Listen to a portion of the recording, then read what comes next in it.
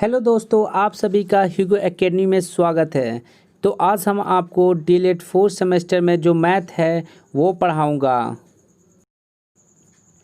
तो आज हम आपको बताएंगे करनी, करणीगत राशि, करनी चिन्ह तथा करनी का घातांक। तो दोस्तों, इसको बताने से पहले मैं आपको इसके सिलेबस के बारे में बता दूं, जिससे आप लोग यह जान जाएं कि हमें पढ़ना क्या है। क्योंकि दोस्तों, किसी भी चीज़ को करने से पहले एक सही रणनीति का इस्तेमाल करना चाहिए। आपका डीएलएड 4 सेमेस्टर का सिलेबस कुछ इस प्रकार से है, जो 20 इकाइयों में बांटा गया है। मैं आपको आज इकाई फर्स्ट पढ़ाऊंगा, लेकिन आप अपने सिलेबस को अच्छे से देख लें कि आपको क्या क्या पढ़ना है। इकाई फर्स्ट में करनी, करणीगत राशि, करनी चिन्ह तथा करनी का घातांक है। इकाई दो में वर्ग, वर्गमूल, घन, घनमूल की अवधारणा। इकाई थर्ड में जो है किसी संख्या का वर्गमूल तथा दशमलव संख्या का वर्गमूल ज्ञात करना है। इकाई फोर्थ में पूर्ण घन संख्याओं तथा पूर्ण घन दशमलव संख्याओं का घनमूल है। इसी प्रकार से आपका 20 इकाइयों में आपका सिलेबस डिवाइड है। तो आज हम आपको पढ़ाएंगे इकाई फर्स्ट। लेकिन इससे पहले दोस्तों, आपने हमारे चैनल को सब्सक्राइब नहीं किया है तो सब्सक्राइब कर लें और ऑल बेल आइकन को दबा दें, जिससे रोज़ का हमारा वीडियो आप तक पहुंचता रहे। तो चलिए स्टार्ट करते हैं इकाई फर्स्ट।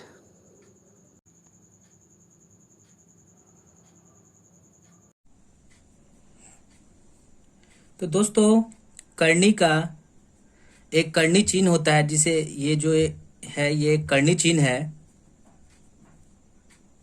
ये क्या है? करनी चिन्ह। ठीक है, ये करनी का मूल सूचक चिन्ह कहलाता है। ठीक है। और ये जो करनी है, करनी के अंदर जो हम लोग राशि लिखते हैं और यहाँ पे जो राशि लिखते हैं, क्या होता है? ये जो अंदर लिखते हैं इसे हम लोग करणीगत राशि कहते हैं। और ये क्या है? करनी का घातांक।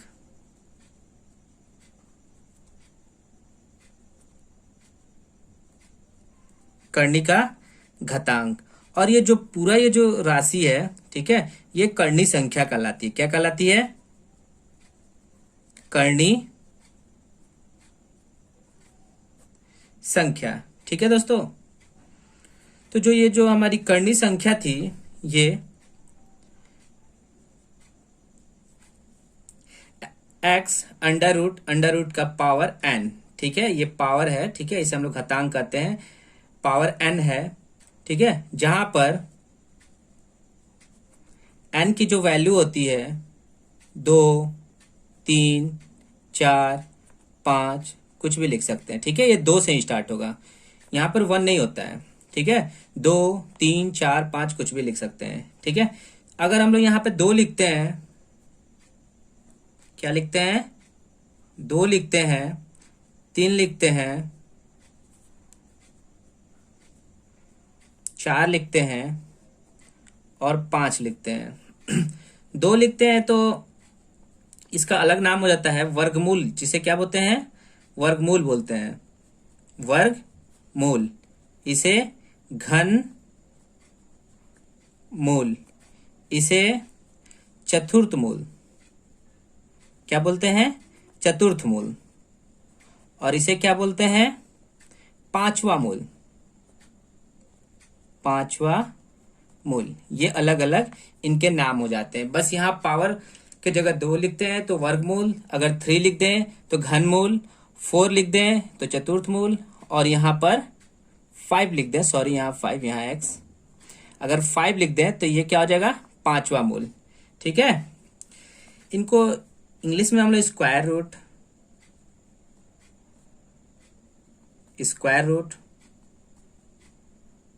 ओके, इसको क्यूब रूट, इसको फोर्थ रूट, और इसको फिफ्थ रूट कहते हैं हम लोग। ठीक है, ये जो हम लोग लिखे हैं, यहां पर 2, इस 2 को हटा कर भी हम लोग लिख सकते हैं, केवल ये लिख सकते हैं, और दोनों का वैल्यू सेम होगा। यहाँ पर 2 छिपा होता है, अक्सर आप देखते होंगे यहाँ पर 2 नहीं लिखा रहता है वर्गमूल में। क्यों? क्योंकि यहाँ पे 2 छिपा होता है, हमेशा यहाँ पे 2 छिपा होता है। ये लिखिए या ये लिखिए, दोनों बात एक ही है, दोनों का मतलब सेम है। ठीक है, तो दोस्तों ये जो हम लोग x करनी के पावर n जो लिख रहे हैं, इसको देखिए अब हम लोग कैसे भी लिख सकते हैं, ऐसे भी लिख सकते हैं इसको, x और यहाँ पर n है ना, तो इस n को 1/n लिखते हैं। इस तरीके से हम लोग लिखते हैं। ठीक है, इसे एग्जाम्पल के लिए ले लेते हैं। जैसे अगर मान लो यहाँ पर 2 है, लिख भी सकते हो, नहीं भी लिख सकते हो, छोड़ भी सकते हो, 2 को छोड़ सकते हो, बाकी 3 4 5 6 यहाँ पर लिखना ही पड़ेगा, 2 को छोड़ सकते हो। यहाँ पर 2 है तो इसको क्या लिखोगे, x के पावर 1/2। ठीक है, अगर ये यहाँ पर 3 है, यहाँ x है, तो क्या लिखोगे, x के पावर 1/3। अगर यहाँ पर x है और यहाँ 4 है, तो क्या लिखोगे, x टू द पावर 1/4। अगर यहाँ पर 5 है तो क्या लिखोगे, पावर 5 है तो क्या लिखोगे, 1/5। ठीक है, अंडर रूट का पावर 5 है तो 1/5। ठीक है, इस तरीके से हम लोग लिखते हैं। ये जो हम लोग संख्या लिए हैं x करनी और करनी के पावर n, तो इसमें क्या है, ये एक करनी है जिसकी घात n है। क्या है, एक करनी है जिसकी घात n है, तो इसको लिखते हैं एक करनी है जिसकी घात कितना है, n। ओके, अगर यही हम लोग ऐसे लिख दें केवल x, तो यहाँ पे क्या 2 छुपा हुआ है ना, तो ये एक करनी है जिसकी घात 2 है। एक करनी है जिसकी घात 2 है। ओके, अगर यहाँ पर इसी को अगर हम लोग अगर यहाँ 3 लिख दें, तो ये एक करनी है जिसकी घात, या एक करनी है, ठीक है, जिसकी घात 3 है। ठीक है, अगर यहाँ पर हम लोग 4 लिख दें, तो ये भी क्या है, एक करनी है जिसकी घात 4 है। ठीक है, तो इस तरीके से आपका करनी है और करणीगत राशियां। अब मैं आपसे एक क्वेश्चन करता हूं, ठीक है, क्या √4 एक करनी संख्या है? बताइए। इसमें करनी लगा हुआ है ना, करनी तो लगा हुआ है, लेकिन ये क्या, ये एक करनी संख्या है? तो दोस्तों ये एक करनी संख्या नहीं है, नहीं है, ये एक करनी संख्या नहीं है, नो। ओके, अब क्यों नहीं है ये भी तो आप जानना चाहेंगे। देखिए कैसे नहीं है, क्योंकि ये जो √4 है, ठीक है, √4 को हम लोग क्या लिख सकते हैं, 2 × 2 लिख सकते हैं ना। और जब ये 2 × 2 लिख सकते हैं तो ये 2 का स्क्वायर हो जाएगा। फिर उसके बाद हम लोग क्या करेंगे कि 2 का स्क्वायर ये तो है ही, लेकिन इस अंडर रूट को हटाते हैं तो क्या लगाते हैं, 1/2 लगाते हैं ना। ये 1/2 होता है, और उसके बाद 2 और ये दोनों जो पावर होते हैं, पावर के ऊपर पावर होता है, तो दोनों मल्टीप्लाई हो जाता है। जब ये दोनों मल्टीप्लाई हो जाएगा तो ये पावर से पावर कट के केवल 2 के पावर 1 बच जाएगा, और ये केवल 2 रह गया। तो अब बताइए, ये √4 की वैल्यू जो है 2 आ गई, तो क्या ये एक करनी संख्या कहलाएगी 2? नहीं ना, तो जब 2 नहीं कहलाएगा तो अंडर रूट 4 कैसे कहलाएगा, ये भी नहीं कहलाएगा। इसलिए हम लोग क्या कहेंगे कि ये एक कर्णीय संख्या नहीं है। ओके, चलिए अब हम आपसे अगला क्वेश्चन करते हैं। चलिए बताइए, क्या अंडर रूट 3 एक कर्णीय संख्या है? चलिए बताइए तो, है कि नहीं, बताइए। तो दोस्तों ये है, यस ये है। अब क्यों है? क्योंकि इसका हम लोग, ठीक है, पेयर पेयर नहीं बना पाएंगे। ठीक है, ये अंडर रूट 3 जैसे 4 था, अंडर रूट 4 4 को हम लोग क्या लिख लिए थे, अंडर रूट 4 को 2 × 2 लिख लिए थे ना, ये पेयर बन गया था। लेकिन इस तरीके से इसका हम लोग नहीं कर पाएंगे, अंडर रूट 3 का हम लोग नहीं कर पाएंगे। ठीक है, जब अंडर रूट 3 का कर ही नहीं पाएंगे, ये अंडर रूट यानी ये कर्णी हट ही नहीं पाएगा, तो फिर ये तो होगा ना, ये यस, ये क्या होगा, ये यस होगा। ठीक है, ये एक कर्णी संख्या है। ओके, चलिए दोस्तों, अगर आपको इतना सब समझ में आ गया होगा तो आगे हम आपको घातांक के नियम बता देते हैं। क्या? घातांक के नियम। ओके, यानी लॉज ऑफ एक्सपोनेंट।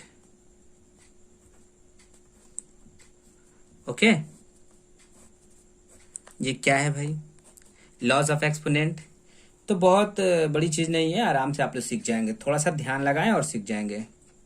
देखिए, फर्स्ट, जैसे a⁴m इंटू a⁴n होगा, तो फिर देखो इसमें बेस सेम है, इसे हम लोग बेस कहते हैं और इसे पावर कहते हैं। ये बेस है और ये पावर है। तो देखो ये दोनों का बेस सेम है और पावर डिफरेंट है। तो होता क्या है कि बेस जो होता है वही लिखते हैं और पावर ऐड हो जाता है, m+n होता है। देखो कितना सिंपल है, इस तरीके से पावर ऐड हो जाता है। ठीक है, इसका दूसरा जो लॉज है वो क्या है, जैसे a⁴m अपॉन a⁴n है।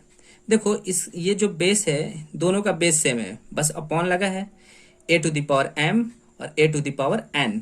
ठीक है, बेस तो सेम है लेकिन पावर डिफरेंट है। तो होता क्या है, जो बेस सेम होता है तो बेस को ऐसे ही राइट करते हैं और ये जो पावर है, डिफरेंट पावर है, उनको माइनस कर देते हैं ऊपर वाले में से। ठीक है, नीचे वाले को माइनस करते हैं। ठीक है, m-n करते हैं। ठीक है, चलो तीसरा बताते हैं।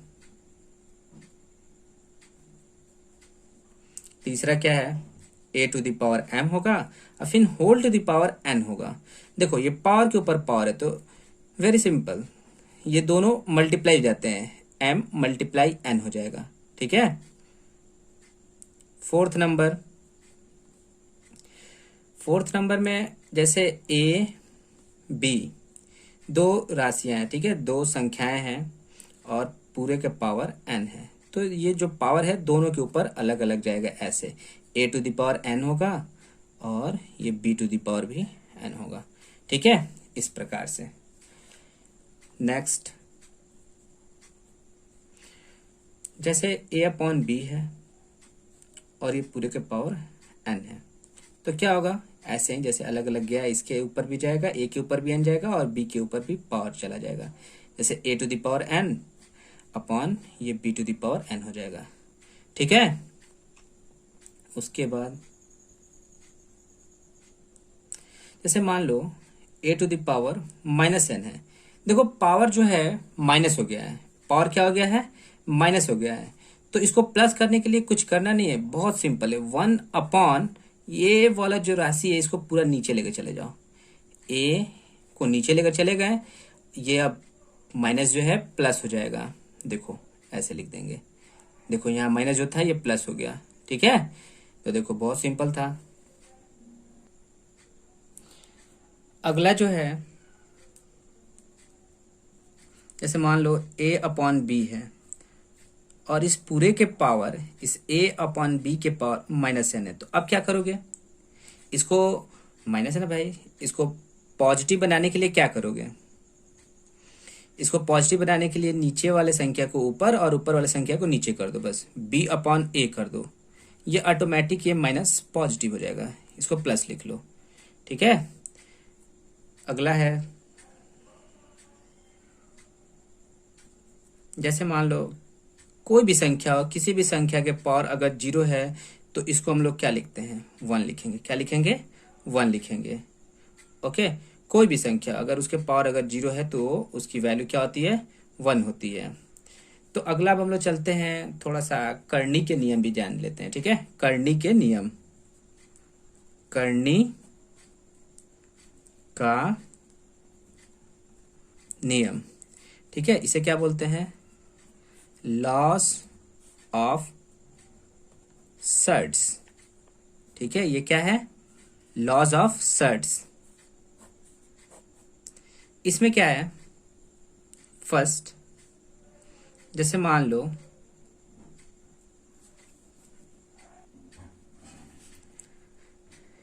a to the power n है। ठीक है, और ये करनी लगा दी है। ठीक है, और इस करनी का भी पावर n है। तो इसको हम लोग क्या लिख सकते हैं, देखो इसको हम लोग लिख सकते हैं, ये जो अंदर वाली राशि है इसको ऐसे लिख देते हैं। ठीक है, और इस n के लिए हम लोग 1/n लिख सकते हैं, लिख सकते हैं ना। उसके बाद क्या होगा, ये जो राशि है a to the power n ऐसे लिखेंगे, और ये जो पावर के ऊपर पावर है, अभी बताए थे कि ये पावर मल्टीप्लाई हो जाता है आपस में, और ये n से n कैंसिल हो जाएगा, डिनोमिनेटर और डिनोमिनेटर आपस में कैंसिल हो जाएंगे, और a टू द पावर 1 बचेगा।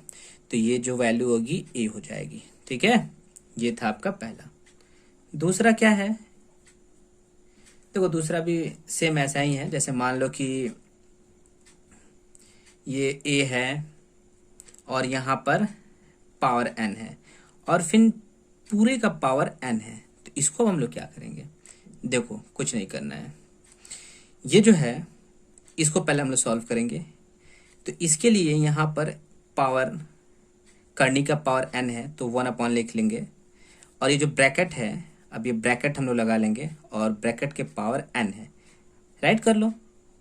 अब देखो ये जो a है, ये पावर दोनों मल्टीप्लाई हो जाएंगे, 1/n मल्टीप्लाई n। देखो ये भी दोनों कट जाएंगे। ठीक है, दोनों कट जाएंगे, डिनोमिनेटर और डिनोमिनेटर कट जाएगा, बचेगा क्या, a टू द पावर 1, और ये a हो जाएगा। ठीक है, तो देखो बस लिखने का डिफरेंस था और दोनों का आंसर सेम आया। तो इसको देखो अच्छे से। ठीक है, नहीं समझ में आएगा तो पूछो मुझसे, कमेंट में लिख कर पूछना, मैं बताऊंगा जरूर। थर्ड नंबर है,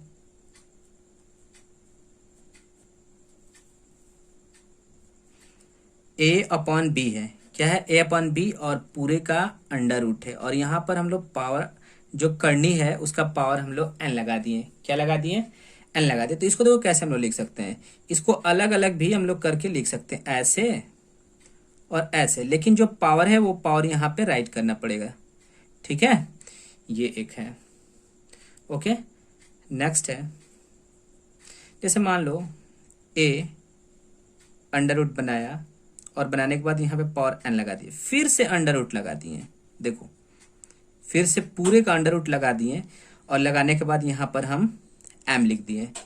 इस करनी का जो पावर है m है, और इस करनी का जो पावर है n है। ठीक है, तो देखो अब इसको हम लोग क्या करेंगे, इसको कैसे हम लोग राइट करेंगे, कि इसको कैसे हम लोग सॉल्व करेंगे। ठीक है, ये जो है पहले ये करनी, इस करनी के अंदर जो करनी, इसको पहले सॉल्व करेंगे, बस ये अंदर वाले भाग को। देखो कैसे, इसको तो हम लोग ये लिख सकते हैं 1/a, और a के पावर 1/n राइट कर सकते हैं, और ये जो है पूरा करनी, इसको राइट कर लो। कर लिए, उसके बाद क्या होगा कि ये जो है राशि, ये जो संख्या है यहाँ पे राइट करो, और फिर पूरे का पावर इस करनी की वजह से ये m हटाएंगे तो 1/m हो जाएगा। देखो पावर के ऊपर पावर हो गया, पावर के ऊपर पावर हो जाता है तो क्या होता है कि दोनों ये मल्टीप्लाई हो जाएंगे, मल्टीप्लाई हो जाएंगे तो क्या हो जाएगा, एम एन हो जाएगा, 1/mn हो जाएगा, ये आपका हो जाएगा। तो देखो ऐसे ऐसे फॉर्मेशन है कर्णिक के नियम में।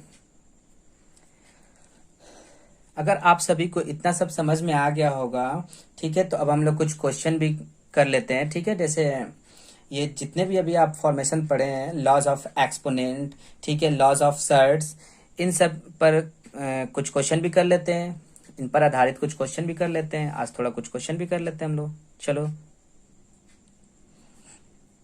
देखो एक छोटा सा क्वेश्चन है, जैसे 243 और इस पूरे का पावर है 3/5, ठीक है। 243, ठीक है, इस पूरे का पावर है 3/5। इसको देखो कैसे सॉल्व करेंगे। पहले 243 का, ठीक है, हम लोग 243 का, ठीक है, ऐसे करेंगे, प्राइम फैक्टर हम लोग निकालेंगे। देखो इसका क्या होगा, 3 से होगा, 3 8 जा, 3 1 जा, फिर 3 से 27, फिर 3 से 9, फिर 3 से 3, फिर 3 से 1 हो जाएगा, ठीक है।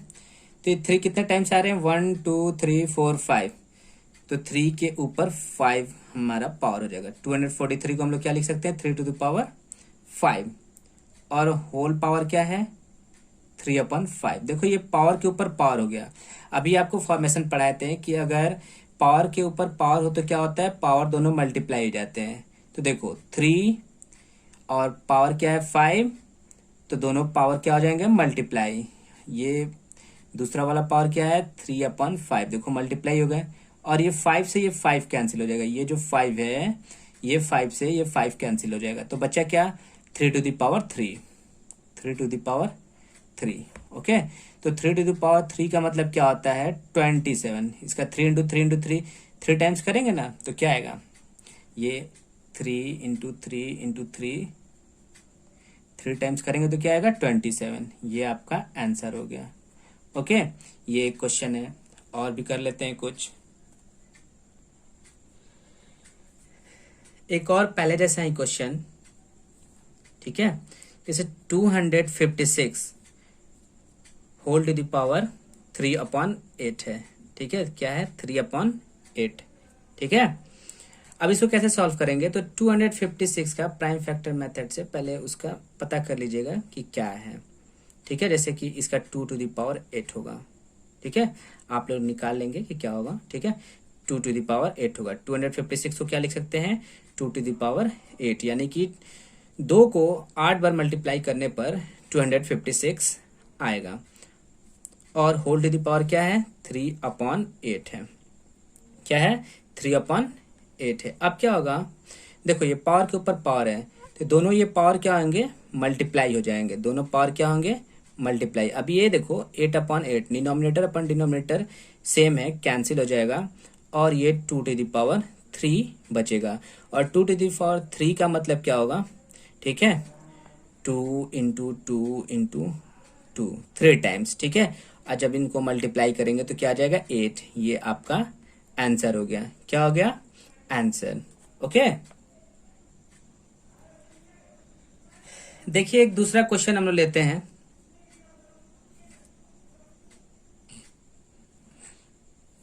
देखिए जो क्वेश्चन है 0.0016 और होल टू द पावर 1.5 है। देखिए यहाँ ये जो संख्या है इसमें भी डेसिमल इंक्लूड है, और ये जो पावर है उसमें भी डेसिमल इंक्लूड है। देखो ये क्वेश्चन तो बहुत अच्छा है, ठीक है, बहुत सिंपल भी है। देखो करना क्या है आपको, कुछ नहीं, बस ये प्लेस गिनेंगे कि डेसिमल कितने प्लेस बाद लगा हुआ है, पुट हुआ है। देखो यहाँ से 1 2 3 4 डिजिट बाद ये डेसिमल पुट है, तो 4 डिजिट बाद डेसिमल पुट है, तो ये जो संख्या है 16 यहाँ पे राइट करके और नीचे 1 2 3 4, ठीक है, 4 0 लगा दो, ठीक है, पुट कर दो, ठीक है, ऐसा हम लोग करते हैं, ओके। ये जो संख्या थी ये हो गई। अब उसके बाद ये जो ब्रैकेट है, इस ब्रैकेट को पुट करो, और ये जो है इसको भी ये भी देखो यहाँ से एक डिजिट बाद, ठीक है, 1 डिजिट बाद, ठीक है, डेसिमल पुट है तो इसके लिए हम लोग 15 लिख करके और अपॉन 10 राइट कर देंगे, ठीक है। ये देखो अब संख्या तुम्हारा ऐसा बन गया, ये जो है पूरा ऐसा बन गया। अब इसके बाद हम लोग क्या करेंगे, देखो ये यहाँ पर कट हो रहा है, कट कर दो, 5 3 जा 15 और 5 2 जा 10 हो गया। अब उसके बाद कुछ करना नहीं है तुमको, देखो करना क्या है, ये जो 16 है 2 टू द पावर 4 है, क्या है 2 टू द पावर 4, और ये जो 10,000 है 10 टू द पावर 4 है, ठीक है। और ये पूरा जो ब्रैकेट है हम लोग पुट कर लेंगे यहाँ पे, और पुट करने के बाद यहाँ पे 3/2 बच्चा यहाँ पे राइट करो, और राइट करने के बाद ये देखो इसके भी पावर 4 है, इसके भी पावर 4 है, ठीक है। ये दोनों पावर क्या है, सेम है, तो इसको हम लोग क्या राइट कर सकते हैं, 2/10 और ये पावर 4। देखो क्यों, इसको हम लोग ऐसे राइट कर सकते हैं, ये अलग अलग जाएगा तो इस पे भी चला जाएगा, इसके ऊपर भी जाएगा, तो देखो ये लिखो या ये लिखो, बात तो एक ही हुआ। और उसके बाद कर्ली ब्रैकेट लगा करके ये 3 टू द पावर 2 राइट कर दो, ठीक है। ऐसा करने के बाद ये देखो पावर के ऊपर पावर हो गया, जब पावर के ऊपर पावर हो गया तो क्या करोगे, 2/10 और होल टू द पावर 4, और जो दोनों पावर है मल्टीप्लाई हो जाते हैं, हमने आपको पहले ही बता रखा है। देखो कितना फायदा मिल रहा है सारे फॉर्मेशन को पढ़ने से, लॉस ऑफ करनी यानी सर्ट्स और एक्सपोनेंट, इन दोनों के लॉस पढ़ने के देखो क्या बेनिफिट है। अभी तो बहुत आगे क्वेश्चन है, सब बेनिफिट आप लोग को पता चल जाएगा। ये देखो ये 2 है, ठीक है, 3/2, ये 2 से 2 1 जा 2 और ये 2 2 जा 4 हो जाएगा, ठीक है। अब देखो यहाँ 2 बचा और ये 3 दोनों मल्टीप्लाई हो जाएंगे, ठीक है, तो क्या हो जाएगा 2/10 और ये 2 3 जा 6। देखो यहाँ पर तो भाई 6 आ गया, आप क्या राइट करोगे, ये जो है 6 टाइम होगा, 1 2 3 4 5 6। लिखने की कोई जरूरत नहीं है, मगर आप लोगों को मैं बता रहा हूँ तो लिख दिया हूँ। अगर आपको पता है 2 टू द पावर 6 क्या होता है तो डायरेक्ट राइट कर देना, नहीं तो फिर लिख लो, लिख करके मल्टीप्लाई करो, 6 टाइम लिखो और मल्टीप्लाई करो, कितने टाइम्स हो गया, 1 2 3 4 5 और ये हो गया 6। अब देखो क्या होता है, ये जो होगा कितना हो जाएगा 64, क्या होगा 64, और ये क्या होगा 1 2 3 4 5 6, ठीक है, 60 ऐसे हो जाएंगे मल्टीप्लाई करने पे। जब ऐसा हो जाएगा तो इसको हम लोग क्या लिखेंगे कि ये जो 64 है, ठीक है, और नीचे जीरो कितने 1 2 3 4 5 6, तो इधर से 6 प्लेस बाद डेसिमल हम लोग पुट कर देंगे, जैसे ये 64 लिख दिए, 64 2 ही डिजिट है, जब 2 डिजिट है तो उसको बनाओ, जीरो लगा करके 3 4 डिजिट हो गया, 5 6 डिजिट हो गया, उसके बाद पुट कर दो जीरो, सॉरी डेसिमल, और इसके बाद ये जीरो राइट कर दो, हो गया, यही आंसर है आपका। देखो कितना सिंपल है, बहुत सिंपल क्वेश्चन है, ठीक है। क्या करते हैं, ये काउंट कर लेते हैं कितना जीरो है, और उसके बाद 64 यहाँ राइट कर लो, और ठीक है लेफ्ट साइड में डेसिमल पुट करते हैं, इसके लिए 6, अगर 6 जीरो है तो 6 डेसिमल बाद पुट करेंगे, जैसे 1 2 3 4 5 6 डेसिमल बाद ये हम लोग पुट कर, देखो ये बहुत सिंपल था। तो आगे मैं अभी बहुत सारे क्वेश्चन कराने वाला हूँ, ठीक है, तो आपके लिए भी कुछ होमवर्क दे देता हूँ, ठीक है। जैसे आप लोग ये क्वेश्चन ले लेते हैं, ठीक है, ये 3/5 ये क्वेश्चन है, इसको आप लोग सॉल्व कीजिएगा। दूसरा क्वेश्चन एक और दे देते हैं 0.00032, ऐसा क्वेश्चन है, आप लोग भी सॉल्व कीजिएगा, ये आप लोग के लिए होमवर्क है, ठीक है। ये आप लोग सॉल्व कीजिएगा और कमेंट में आंसर लिख करके बताइएगा कितना आया है, मैं ज़रूर देखूंगा। दोस्तों अगर आपको ये वीडियो अच्छा लगा हो तो लाइक शेयर और सब्सक्राइब कर देना, धन्यवाद।